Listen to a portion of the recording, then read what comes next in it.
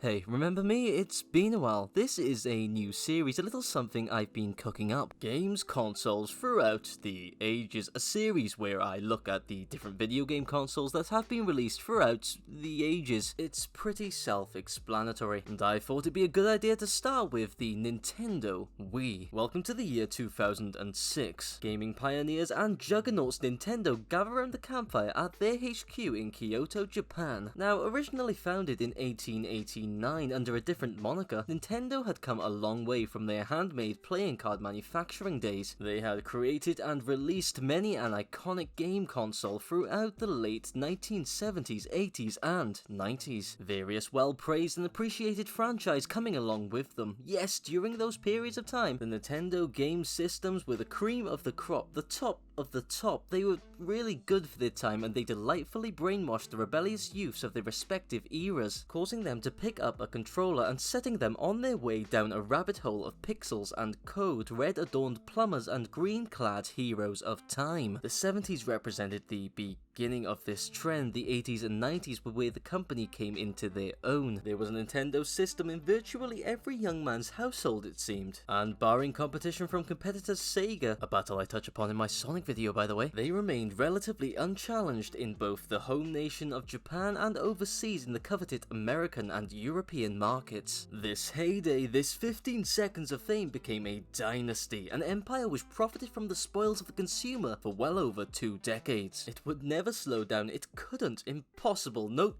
not going to happen, until it did. New competitors in this space, Sony and Microsoft with their PlayStation and Xbox systems, ate into those said spoils. Yes, the new kids on the block promised better graphics, they had more photorealistic imagery, violent, more mature content, online gaming, and would go on to start their own huge war between the two of them. Okay, I discussed this at length in this 40-ish minute video I've made.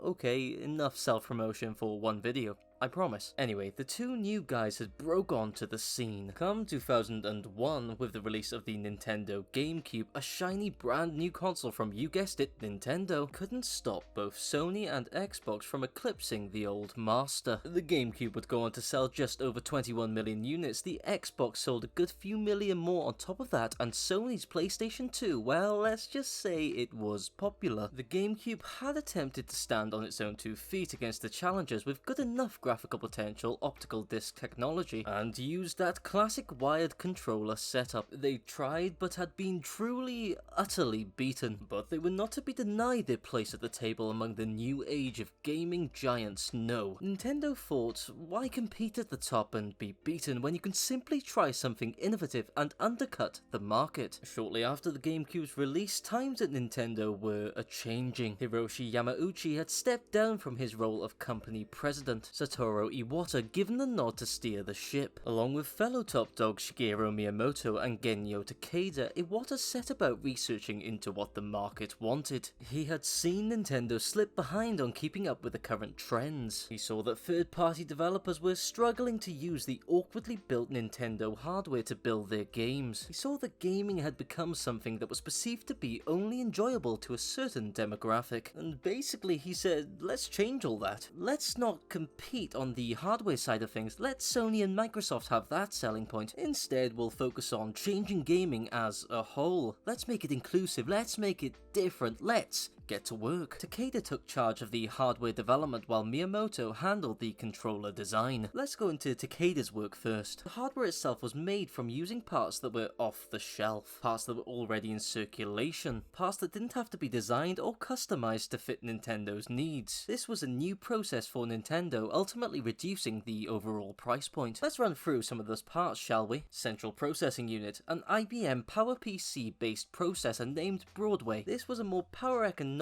process as compared to Nintendo's last console. Next we come to a GPU named Hollywood, a system on a chip made by ATI. The console was to be a decently powerful beast running at 243 MHz with 3 MB of texture memory, digital signal processors and the like. All in all, the console had 88 MB of memory. It was to be around 1.5 to 2 times more powerful than the prior GameCube console, but would prove to be the least powerful among its competitors at the time. Again, optical discs were used, the Wii being able to run both Wii and GameCube discs, not DVDs though. Some LED lights on the front there to represent the state the system was in, and the capability of connecting to online services was added also, along with 512 megabytes of internal flash memory used to store all downloadable content like games and such, which could be expanded using SD cards. There's your tech dosage. Now, what about the controller? Well, Nintendo, in association with Gyration Incorporated, developed a new way to play Nintendo games with this device, with a controller that would utilize motion-seeking technology, which was theorized at this point to make everything a lot simpler. There would be a separate sensor bar which one would place below or above the TV, or anywhere, I guess. This bar would track the wireless controller's movements via the use of infrared detectors. It would be battery operated with an infamous wrist strap for safety, a strap that no one used. These controllers had a speaker for sound, would rumble when prompted, and would connect to the console via Bluetooth with a range of about 30 feet. A great idea, yet the clock was still ticking, their competitors driving ever further in front of them. So much further, in fact, that the pressure surrounding the Nintendo Wii's release reached a boiling point. Details started slipping their way into the public sphere before a full announcement of the console's development came at E3 2004 in May. The system going by the codename Revolution, a reference to what Nintendo wanted to achieve with the thing. Now, the name Revolution would stick around for a while, as upon the dawn of E3 2005, an official name had not yet been chosen. It was here at this particular E3, again in May, where the box that would be known as the Nintendo Wii was fully revealed to onlooking fans and rivals. Satoru Iwata strode his way onto the stage and held it aloft like he was revealing the new king of the animal kingdom. Well,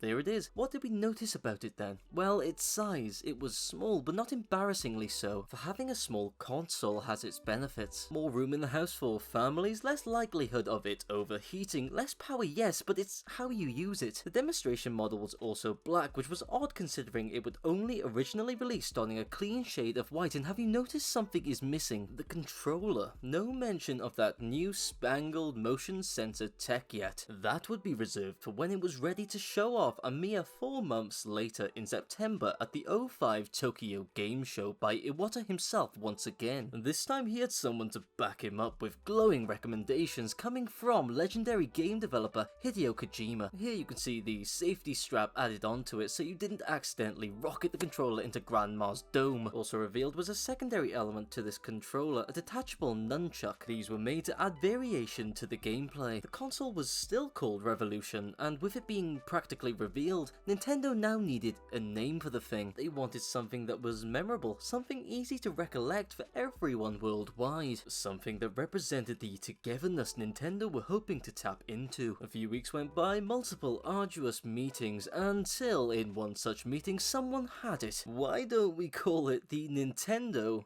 Wii? Perfect, said Mr. Iwata himself. Let's spell it with 2 I's to mimic the controller setup we got going on here. Let's pronounce it like we, as in together, as in the whole family. Wow, a grand idea if ever I heard one, Mr. Iwata. We'll get right on that and release it to the press.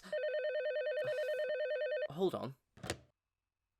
Hello? It sounds like pee, mate, like proper urine. What do you mean, urine? Yes, the name was ridiculed by many, seen as juvenile by much. Many news publications expressed their doubts. Many fans took turns aiming their rather suspiciously yellow-tinted water guns straight at the Nintendo Wii. Why hadn't they just kept the name as Revolution, some devs said. Yes, it's all rather humorous, isn't it? No, said Nintendo, do not use the P name. The name was defended by multiple top executives, all of which used the easy to pronounce universal nature of the name in its defense. All being said, Nintendo took the criticism admirably. Now it was time to ramp up production until the release day. Naming aside, work continued until in September 2006 the release date and prices came in. It was to release in, strangely, North America first on November 19th, 2006 at a grand total of $249. Wow, that's a bargain. But wait, there's more. Japan release date December 2nd, 2006 for 25,000 yen. Australia, December 7th the same year for just shy of 400 Aussie dollars. And in Europe and here in the UK, a day later, December 8th for €249 and £179.99. Right, what's next? Oh, advertisements. $200 million worth of advertisements. Let's see a few of those.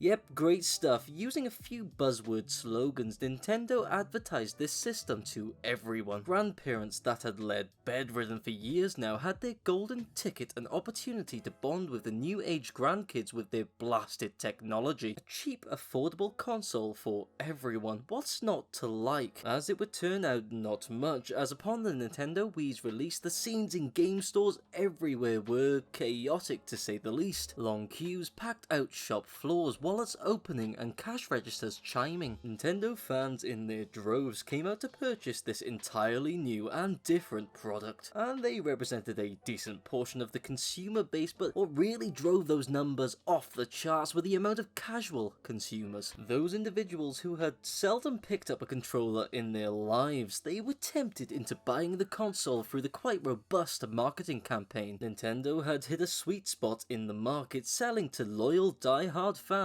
and the new players, the families, the parents, the grandparents. It was a generational breaching console for all. At launch, there were a few games to choose from, some of these being Excite Truck, Legend of Zelda Twilight Princess, and Wii Sports. It was the latter game that piqued the fans' interests as players faced off in various sports, usually side by side, as they competed. Yes, Wii Sports really showed off the console's new motion-based gameplay capabilities, and was a huge reason for the success of the console, and boy did it succeed. Despite a shortage of consoles at the time, the Wii sold 3.2 million units by the end of 2006. Just under 3 years later, in March 2009, the console had sold 50 million. New games, titles, and new ways to play had kept the momentum going as Nintendo's tried and true franchises came to the fore. Super Smash Bros. Brawl, Mario Kart Wii, and even an additional Wii Sports game kept the hype high and flowing. It was the people's console, yes, perhaps not the true gamer's console. It had its limitations, but limitations don't matter when you're 4 alcoholic beverages down and getting a little too into Wii Sports boxing with some mates. This proved to be the case as another 4 years along, in June 2013, they hit the 100 million sales mark, surpassing that slightly before settling down on a grand total of 101.63 million total sales before its discontinuation in October of 2013. At the end of this crazy ride, Nintendo Wii had outsold both the PlayStation 3 and the Xbox 360. They'd gained that lost ground on their competitors back, and now were the leaders once more. Although shunned by the core gamer scene, the Nintendo's Wii was everywhere, and Nintendo themselves were back on top. The Nintendo Wii was, and still is, a console that transcended gaming. It was an idea that was abstract and very, very well executed. It brought us all together for a few hours in the same room, playing the same games, sharing laughs and stories as we did so. Nintendo had seen through the confines and restrictions the gaming world had imposed upon them, broke from the shackles of endless power upgrades and graphical updates and console wars, and they went in a completely different direction. It was a risk, a major risk, but in the end, it paid off. And while the whole togetherness angle may have started as a simple marketing strategy, it became so much more, and the experiences and memories the Nintendo Wii had given all of us will no doubt be remembered. This quite diminutive box with simple hardware represented a grand concept. It stood for innovation, ingenuity, genius, and brought everyone together, albeit for a short time. The Nintendo Wii had values we could all need reminders of today.